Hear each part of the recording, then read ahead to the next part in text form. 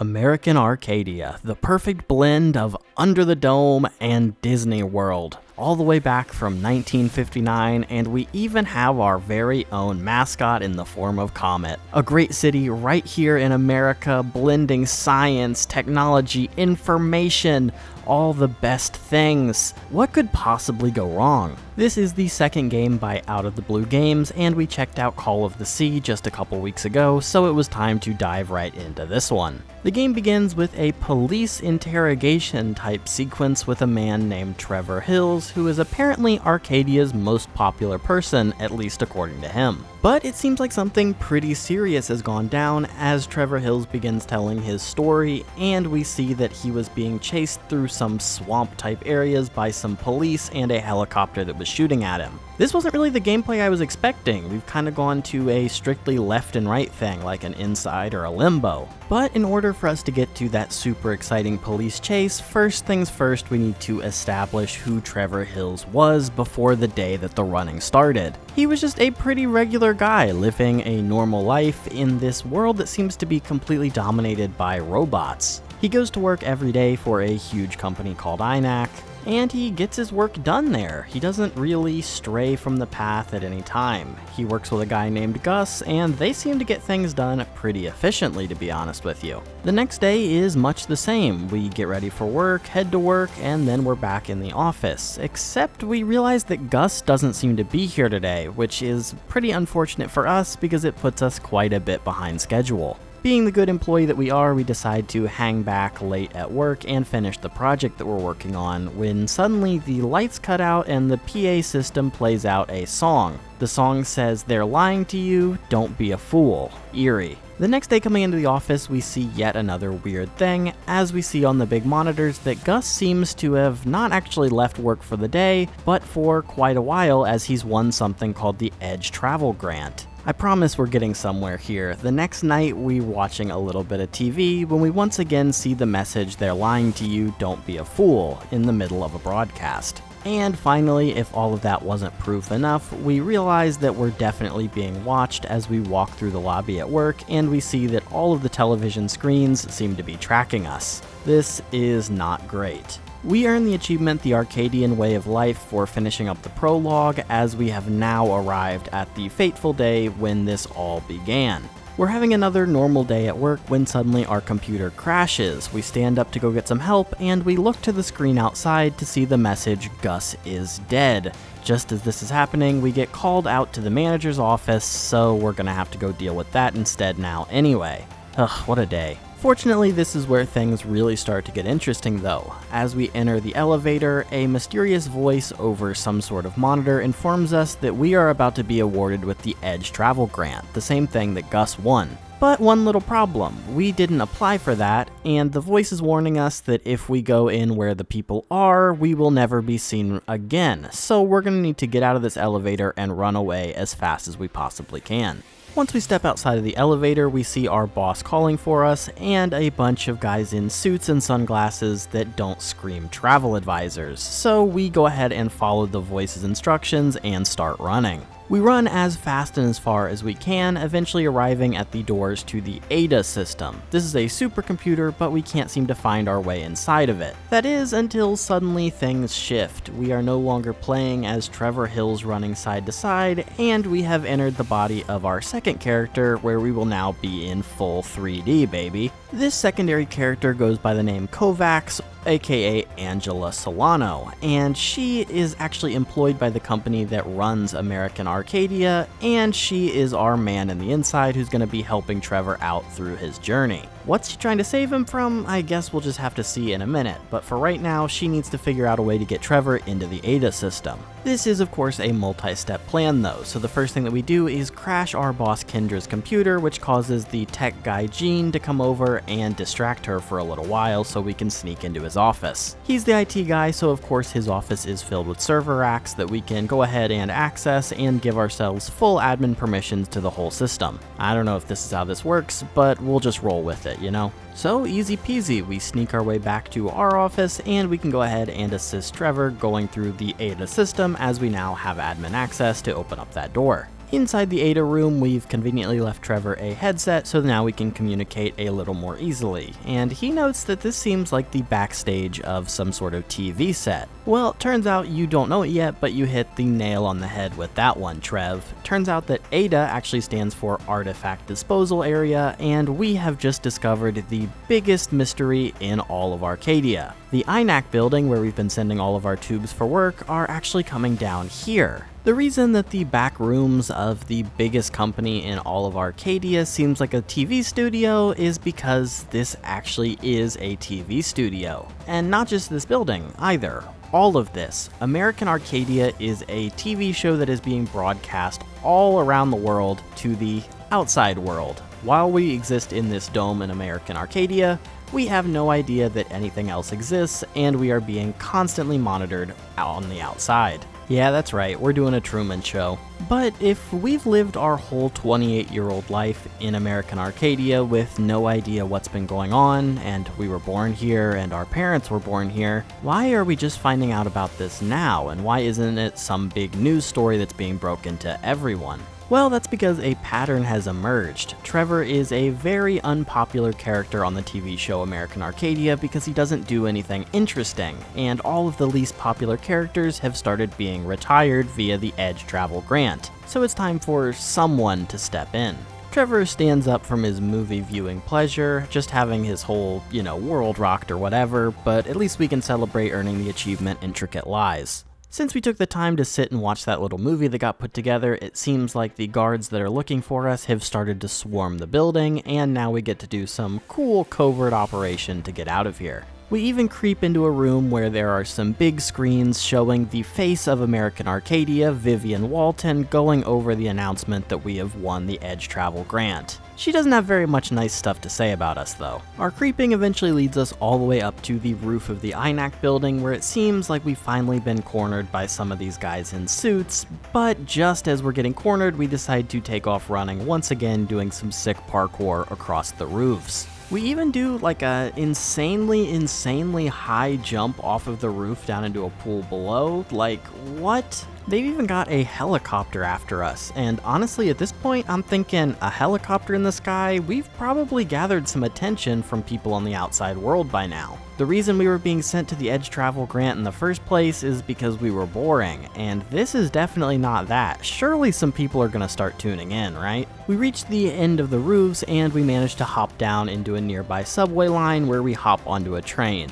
Apparently we're heading to the Grand Hotel Cygnus because we need to go pick up something from Kovacs. This is also where we earn the achievement Man on the Run for completing Chapter 1. It turns out that the Grand Hotel Cygnus is actually filled with tourists who have come into Arcadia from the outside world. It makes sense that this is where people would hide, because if you live in Arcadia, why would you need to stay in a hotel, right? And this will also be a great place for us to slip out of, because Angela has managed to sneak a visitor pass into her suite upstairs, so if we can get that, we can slip out like a regular tourist. While Trevor is sneaking into the hotel and maneuvering his way into the back hallways, Angela decides to tell us the story of the first breakout of Arcadia. We're actually not the first people that have done this. It turns out that 6 people managed to break out of Arcadia a couple years back, and they started a group called Breakout that is working on freeing other people that are within Arcadia's walls. Turns out not everybody on the outside is super thrilled about this unethical experiment that they have going on here. So Angela has been contacted by the group Breakout and is in direct communication with the leader of them called Six.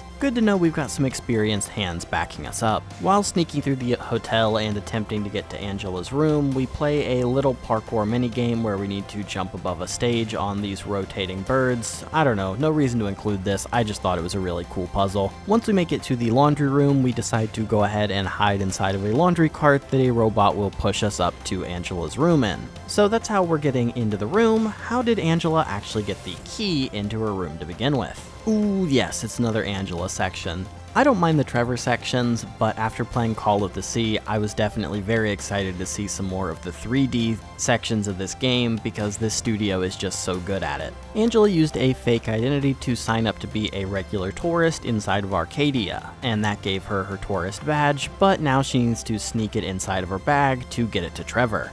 Before getting to the baggage claim though, we need to take a tour of a bunch of different American Arcadia things, starting with this cool 3D map of what American Arcadia really looks like with the dome and all. This museum isn't just about American Arcadia though, it's about all of Walton Media's creations, which includes a movie poster for Call of the Sea. As I mentioned before, this is the previous game that this studio made before this one, and man, what a throwback. I guess that means the last game was all a movie after all. After taking a pretty thorough look through all of these smaller exhibits, it's time for us to take a ride on the dark ride, which is what we're really here for. Everyone that goes in as a tourist in American Arcadia needs to take this guide through the history of Walton Media. As you probably could have guessed, this tour of Walton Media's properties is pretty much just like the story of how Disney exists. You know, they started out making movies and then eventually they moved into TV and they just kept growing and growing and growing, all based around the ideas of this one guy named Walton.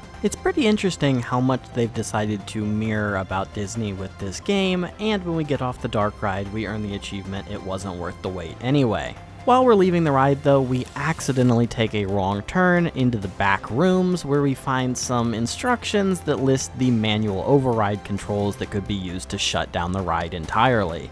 Oh no, who would ever want something like that? Anyway, we shut the ride down. Oh no, so weird. It got so dark in here after that ride mysteriously shut down that we accidentally wandered back into the area that we just rode through and into another door into some more back rooms. I'm so clumsy. Eventually, these back rooms lead us to the area where all of the luggage is being kept, and we can track down the suitcase that we submitted just moments ago, where we can slip our visitor badge inside for Trevor's viewing pleasure. We jump back to Trevor, who has just arrived in Angela's room, and we need to go ahead and trap the cleaning robot that was cleaning up her room so that we can get access to her suitcase. We grab the badge and we are ostensibly a free man to go ahead and walk right out of this hotel and out into the real life world. First things first though, we need to go ahead and free this robot from the bathroom prison that we trapped it in, which also earns us the achievement Wrong Tourist. Trevor leaves the Grand Cygnus Hotel the opposite direction this time and arrives out at the number 6 tour group bus that will take us out of the dome once and for all. That is, until we realize that the bus has apparently broken down. Of course it's gotta be something. I guess we'll just have to go ahead and walk over to the next bus. While we're doing that, however, we get a quick phone call from the head of Breakout 6, who informs us that Angela is about to get a quick drop-in visit from the head of security for some reason. And just like that, the head of security comes in and informs us that he's going to be conducting some sort of survey that we're going to need to answer questions to confirm our loyalty to Walton Media. The questions are fairly easy, but this section of the game is actually insanely cool. We are moving Trevor on the left monitor across to the other bus while we're getting quizzed on the right monitor, and we need to flip back and forth to answer the questions and move Trevor. Really great stuff. And conveniently, just as Angela finishes the big quiz, Trevor manages to arrive at the other bus to take him back to the checkpoint. We also get our first cutout to see that Angela is also doing some sort of interview. Maybe this isn't a police interview after all? Oh well. Anyway, we go ahead and board the next bus, and we earn the achievement checkout for completing Chapter 2. The bus takes us right to the station where we'll be able to exit Arcadia, and it seems like this will be a really short game after all. Trevor will just have to get through this quick stop and then he'll be on his way. Except he seems to be hearing some sort of noise in his head, and he's very quickly slowing down as he approaches the gate. Angela in the earpiece is absolutely urging Trevor to move, but Trevor just can't seem to get it going as we see the head of security come walking right up to us. Oh no. Even if he was feeling well now, Trevor definitely couldn't cross through the gate at this point, so he decides to turn around and run back the way that he came from to try to get away from these guards. And luckily for him, as sick as he was feeling, he seems to be able to easily outrun these super trained professionals. We aren't able to go through the gate because of that ringing in our ears, so I guess we'll just have to go over the gate maybe. The guards are in very active pursuit until we scare them away with a little bit of Frogger as we run out into a very busy highway, scaring the guards away. Angela's plan has kind of fallen apart, so Trevor decides to go stop in the Blue Fountain Mall where he can hide out for a little bit while Angela regroups. It's just as well that Trevor can find a place to hide out as well, because it turns out that the building that we've been working in is actually going into lockdown because of all the issues with American Arcadia. We got the call that everyone needs to evacuate the building immediately, so we step into the elevator with our boss Kendra. We're not allowed to just walk out of the building though. They seem to have some sneaking suspicion that someone inside the company is helping Trevor with his big escape, so they're scanning everyone's devices before they leave. We sneak into an IT room on the first floor to encode our phone's admin access into a VHS tape that we will then convert back when we get home. We managed to complete that perfectly legit task that just about anybody would know how to do. I mean, we're not fools, right? As our boss Kendra walks into the studio where we were getting this process done. Obviously, she's not on our side and she's a little bit suspicious of us, but we're literally saved by the bell when our name gets called to leave the building. Angela travels home where we get another call from Six, who informs us about the jingle that Trevor's been hearing. The jingle is some hard brainwashing that the scientists at Walton Media have been doing on the people of Arcadia. This jingle makes it pretty much impossible for all Arcadia-born citizens to leave. They get this overwhelming feeling that something just isn't right and they can't move on. So with that in mind, Six has cooked up a new plan. We need to get Trevor on the road in a car, and he can drive it as far as he can until the jingle starts, and then we will remote in, take control of the car, and drive him through the sensors. Out of the dome, no big issue. Good plan. At least Trevor's relatively unknown, so it'll be pretty easy to get him out of the mall. That is, until Vivian Walton comes across all the TVs in Arcadia informing people that he's a dangerous man. Ugh. Trevor steals a conveniently placed disguise and we're back on our way. Also, luckily for us, this mall seems to have a little bit of everything, including a place full of rental cars that the tourists normally use, so we can go ahead and get Trevor souped up in one of those as we earn the achievement Roll On Down the Highway for completing Chapter 3. Alright, now things seem to really be picking up. We definitely won't fail this time. We've got Trevor on the road, he's cruising down the highway, we've got a great plan in place, and we pivot back out to Angela and she sees a bunch of cop cars heading his way. It's always something. And if the moment isn't intense enough, Kendra decides to ring our doorbell at that time asking to come up. Apparently it's in the Walton Media handbook that any supervisor can come visit their subordinate at any time. Now, I haven't read the handbook or anything, but that seems a little bit crazy, but we also have a lot of stuff set up around the apartment talking about breakout and our plans to help Trevor escape, so we've got to very quickly run around and hide all of that before she gets here. We manage to hide everything before she comes up to the apartment, which earns us the achievement Coming Right Up. It seems like a little bit of an invasion of privacy, but she does a quick walk around looking at all of our things, and of course she finds nothing because we did a great job hiding them. She didn't find anything to nail us with just yet, but Kendra is definitely suspicious of us, and she happens to know that we had admin permissions for some reason today. We managed to cover our tracks on the security footage, so there's no way that she could know we went into Jean's office, but still she is definitely on our trail. Now that Kendra's out of the apartment, we can flip back to Trevor as he's asking some questions about how things work inside of Arcadia. Turns out that there are actually NPCs in the world, non-protagonist characters who exist to further the story. This is someone like Vivian Walton who just exists to get things going.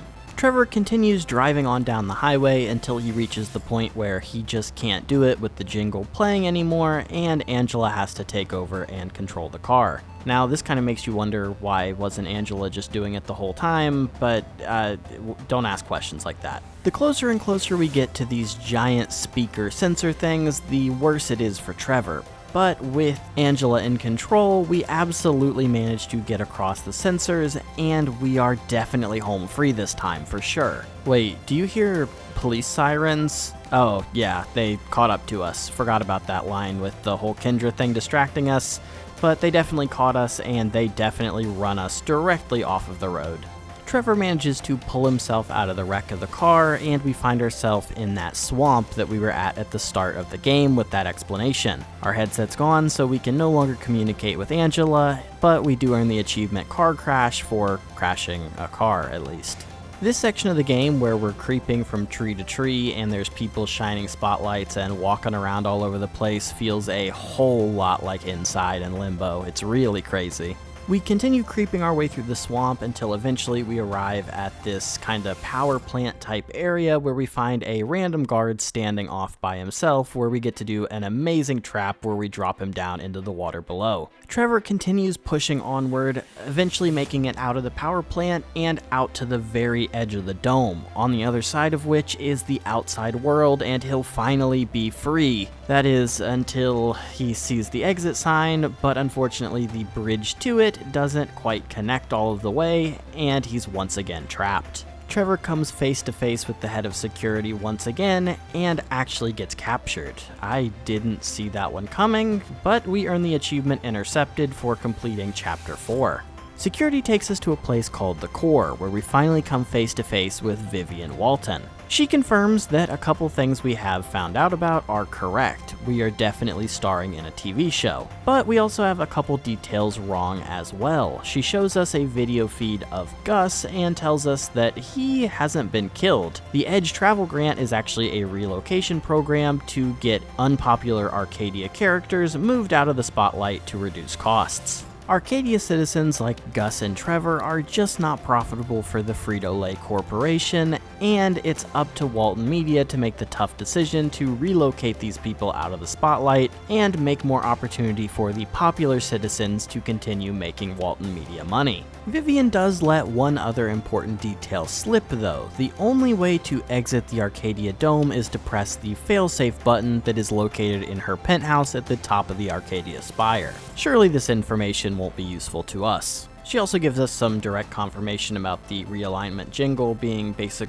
brainwashing that all Arcadia citizens have, and it will kind of overwhelm your senses, but we already knew about all of that. But the reason that Vivian decided to tell us all of this is that she actually has a plan. If we sign a contract stating that we'll never talk about what we saw here again, they will go ahead and throw us in a realignment booth, which will remove the jingle sensor from our brain, and we'll be able to leave Arcadia for good. That doesn't seem great after they just admitted to brainwashing us though. And you guys know Trevor, he's a man of very strong principles. He would never sign that contract and his life away until they leave him in solitary confinement for a couple hours and he starts to think about it. We cut back to Angela, who is a little bit concerned, having lost contact with Trevor post-crash. She needs to find a way that she can track him and figure out what's going on. We're just so nervous that we need to go pet her cat, which is where we earn the achievement Crazy Cat Lady. Angela gets another call from Six, and after she turns the TV on, she can see that Trevor is alive, but he has been captured by Arcadia security. And that's when her and Six hatch the plan that maybe if she broke into the Hexagon, the super secret base of operations of the Arcadia government, maybe she could track down Trevor from there. So of course that's what we're gonna do. Luckily for us, Breakout has kind of already done the legwork to get access into the Hexagon, and we just need to use one of their special homemade chips to break into the base. Six can get us into the building, but he can't get us access to the entire building. There are several different stages of permissions that can be collected to get further and further into the Hexagon, and we're going to need to go do some puzzles to get all of the permissions we need to locate Trevor. Luck shines again though as we learn that the Hexagon is also controlled by Walton Media, of course, because it's all Walton Media, so all of the employees have gone home for the day for the same reason that we did with the lockout. So now pretty standard video game stuff, we need to solve a puzzle to get new access, we can use that access to solve another puzzle until we get the master access. If you've been watching the channel for a decent amount of time, you'll know that I love a maze, and we do get to do a cool invisible maze in this game though, so you know, how could I possibly complain? But again, if you've been watching the channel for long enough, you'll also know that I absolutely hate slide puzzles. I am so bad at them, and you know, we've got to do one of those as well, of course. It's a puzzle game. Our reward for completing the slide puzzle though is a pretty interesting one. We catch the back half of a news broadcast where Vivian Walton informs the public that Trevor Hills, the man on the run, will be giving an official testimony tomorrow in some official capacity. This is a little bit weird and suspicious. We take to the roof where we creep through a meeting involving the only people that are actually still in the Hexagon building. Vivian is also in this meeting. She really does it all, and she's telling the employees about Trevor being just about ready to go in the realignment booth. We know we're relatively alone in here, so of course we've got, nothing pressing going on. We've got time to stop and watch a movie on a nearby laptop. This is a recording of the movie, quote-unquote, of Call of the Sea, where we earn the achievement Dear Old Pals. We continue to unlock more and more permissions within the Hexagon when we finally arrive at the camera view location and we can look for Trevor's tracking cameras. We get another call from Six, who tells us that we need to get Trevor into Old Arcadia and into a laboratory where we can connect him to a visiorama, whatever that means. Angela manages to find Trevor's tracking camera. Just as he's about to sign the paperwork, she sends him the classic message, "Don't be a fool," and Trevor knows exactly what that means as he begins his grand escape.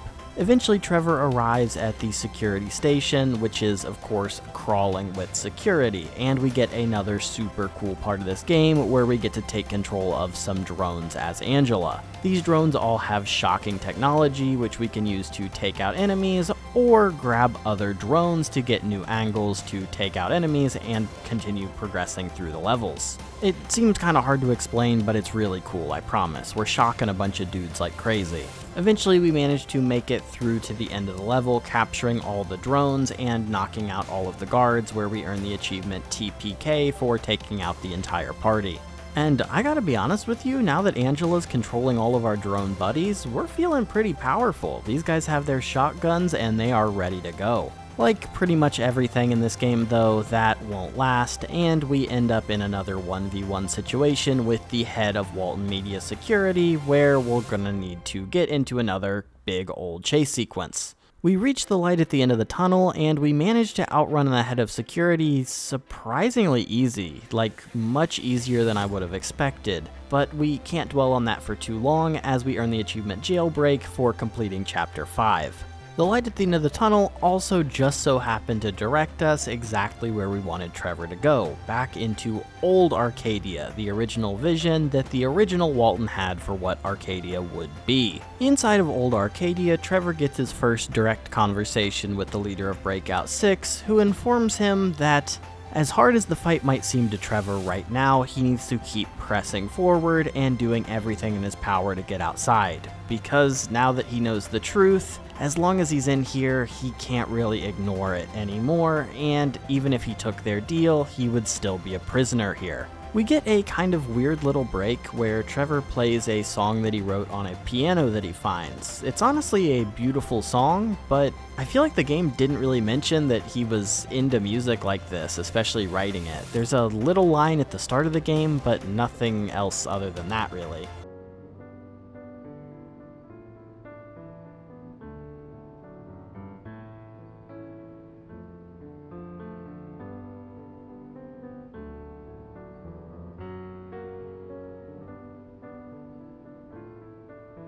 We earn the achievement Make Your Own Kind of Music for listening to that mandatory piano section. We switch back over to Angela real quick, and she has gotten very deep into the Hexagon base and uncovered the source for the jingle, with the directives from the corporate over at Walton Media deciding on the key aspects of the jingle to break the spirits of Arcadia and control them. The next section of the Hexagon has these interesting little cards on them that all hold little QR codes that will direct you to the Out of the Blue website, a fun little Easter egg. There are 7 little QR code cards that we need to go around and find. These each represent different aspects of the human spirit, I guess, one of which being video games.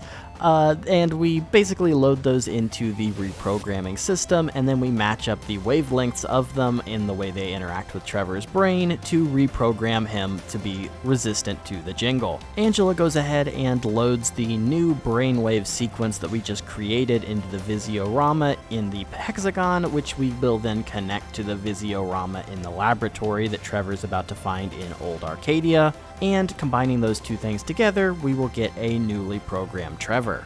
When Angela activates the reprogramming device, though, it sets off an alarm within the hexagon and security are on their way, so Angela's gonna be a little disposed for a little bit. Jumping back over to Trevor, he manages to track down the laboratory with the Apple Vision Pro model that he can go ahead and throw on his head and load up that new sequence that was just uploaded.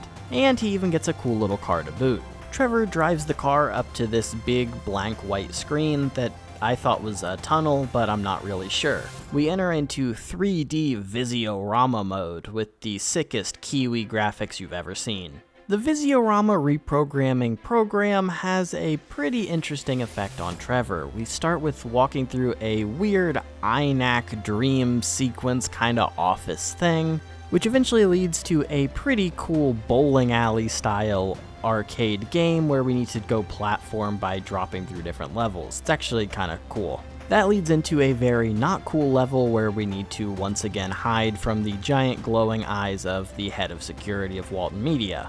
And finally, we hop on the back of our pet box turtle Kovacs as we float outside of Arcadia. He got the job done after all. After finishing up the dream sequence, Trevor wakes up behind the wheel of the Walton-mobile once again and learns that he's actually been asleep for 10 entire hours as the reprogramming has happened. Six advises him that now he's free of the jingle, he can go ahead and leave the dome and get to safety, but Trevor's kind of made up his mind. He is much braver now, and he's headed to the top of the spire to free all of Arcadia. As Trevor makes that decision, Angela gets a notification on her phone that one of the Arcadian citizens she follows has passed 1 million viewers, which can only mean one thing that we'll get into right after we earn the achievement Local Hero for completing Chapter 6. Chapter 7 begins with Trevor Hills out on the highway again, this time rocking the classic Walton Mobile, but with one key difference. We've got Twitch chat live watching the whole thing as Trevor has rapidly become the most popular person in town.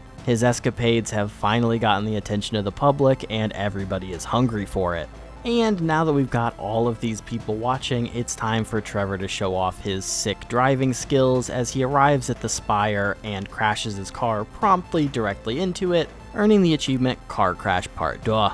With all of the people watching, we decide it's time to do some more sick parkour through this luckily unslippery statue thing, and honestly the game is feeling super slick at this point. Our movement is very smooth and the game is just going perfectly. Trevor goes into hiding, moving around some air ducts and some rafters, and once again this raises the question, obviously the cameras can see us, so why isn't security using those to cut us off? It's a little bit suspicious now that I think about it. Back to Angela, the only way for her to help Trevor at this point is to make her way to the spire as well, and the only way for her to get access to the spire at this point is to grab the keys of the head of security's car to get instant access into the building. But just as we're retrieving those keys, the head of security himself walks in, and he doesn't seem super scared of us until we hit him with the taser, and he goes down crying. And when he goes down, he makes the dramatic reveal that he's actually been playing a character this whole time. His name is Terry Robinson, and he's an actor that's been hired by Walton Media to act as the head of security. He's not such a tough guy anymore, and in addition to taking his car, he also passes over a thumb drive containing all of the data about what Walton Media has been up to.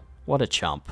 Back over to Trevor, he is making great progress. He's actually managed to climb all the way up to the roof of the dome, and he's now officially outside of Arcadia. I guess he's met his goal after all. Everything is coming together very quickly as Angela arrives at the spire at the same time, pulling into the garage next to where Trevor had his big crash out, and she's on her way up as well. Just as we hop in the elevator and begin to make our ascent to the top of the spire, Kendra gives us a quick call informing us that we are fired from Walton Media. We won't take that, and we decide to quit instead. Angela continues her ascent in the elevator as we get a pretty cool cinematic shot of kind of a picture-in-picture thing where Trevor is climbing the ladder and Angela actually manages to pass him with the elevator going up.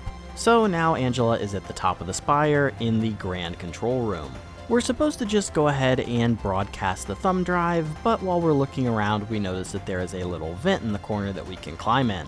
We follow the event to the end where we see that Vivian Walton is leaving the room that we're about to slip into. This is a little bit weird until we step inside and get a full good look.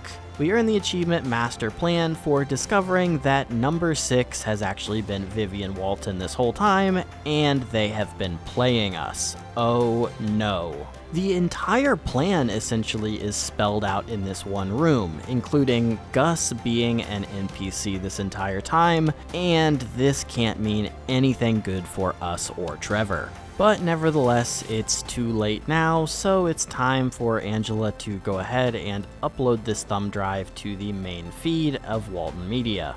We cut back to Trevor, who has finally reached the very top of Vivian's penthouse and presses the button to end Arcadia once and for all, whatever that means. Except it doesn't really matter what that means, as Vivian appears on the screen and informs us that we are the first citizen to escape from Arcadia, a brand new spin-off to American Arcadia that we have just participated in. Angela's thumb drive upload attempts to interrupt Vivian's big speech, but obviously they won't have that and they shut it down. And honestly, I've got to say that this plan from Walton Media actually makes a lot of sense. Take some of your less popular characters, reveal the big secret to them, and then cash in on the success of them going on this thrilling adventure. Makes a whole lot of sense when you think about it. Just need to manipulate a couple people.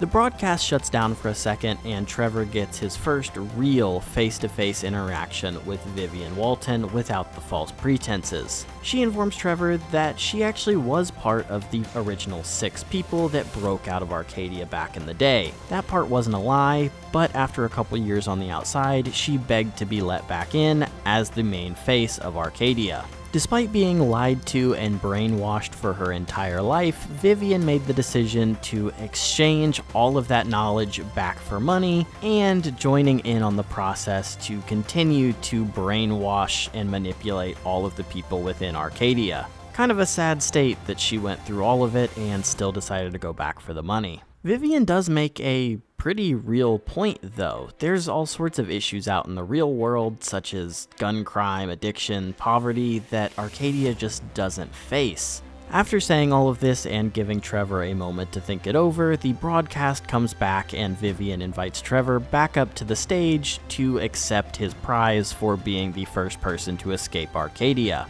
Before we get his response though, we cut back over to the documentary side and we see present-day Trevor Hills, who is looking much older. Trevor approaches the stand and it seems like maybe he's about to take the deal that Vivian offered him when he hits her with a simple 5 words stating that he isn't very interested in her deal. Those 5 words are also the name of the achievement that we get for completing Chapter 7.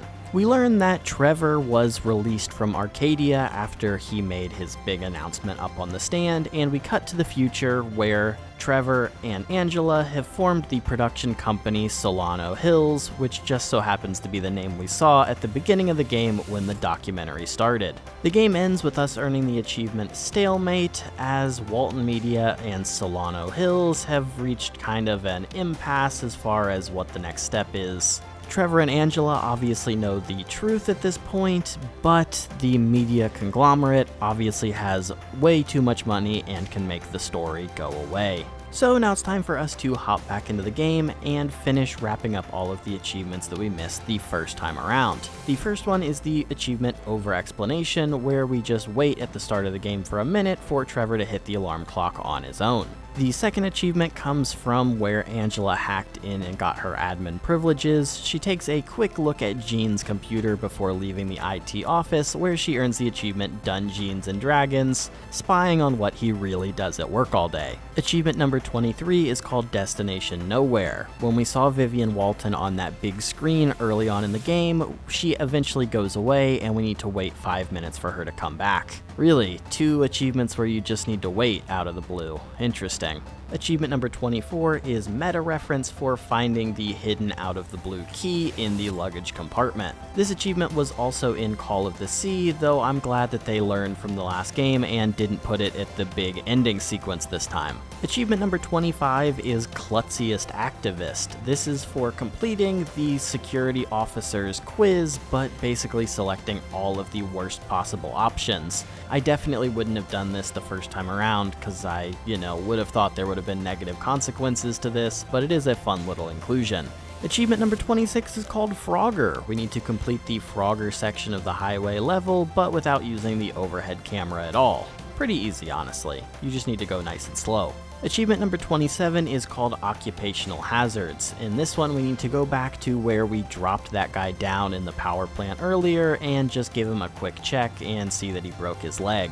Honestly, I was so close to getting this one, it's a little frustrating that I missed it, but no big deal. Achievement number 28 is called An Inconvenient Truth, where when we were inside of the hexagon, there was a button that number 6 told us repeatedly not to touch, and if you continue to press it, you find the baby farm where all of the Arcadia-born citizens are being created. This is a little rough. I didn't press this panel because I thought it would be part of the escape, but we didn't actually play that. And finally, achievement number 29 is called What a Trip. When we walk into the Visiorama reprogramming section with Trevor, we can press the unmarked right stick button to switch out into the camera view where we see Trevor sleeping in the seat of the Walton-mobile. And now we have officially done everything in American Arcadia. So how did we do? American Arcadia took me a total of 8.1 hours to complete, and you could definitely do it a little bit faster, but honestly probably not that much faster on a first playthrough. None of the puzzles in this game were that hard, honestly, other than the slide puzzle, but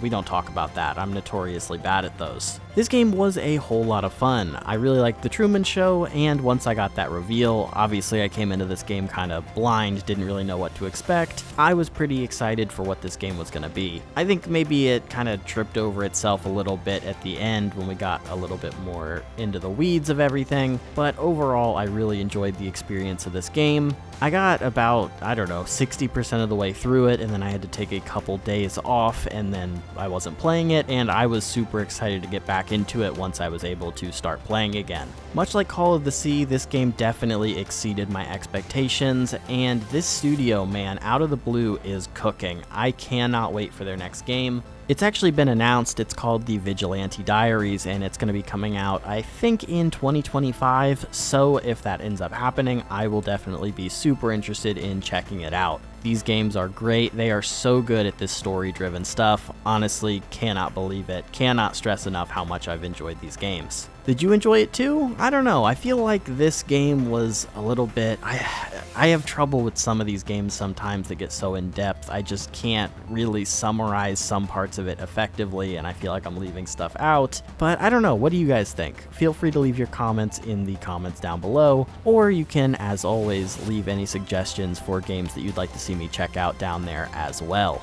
Thanks so much for watching, and I hope to see you next week as well. See you!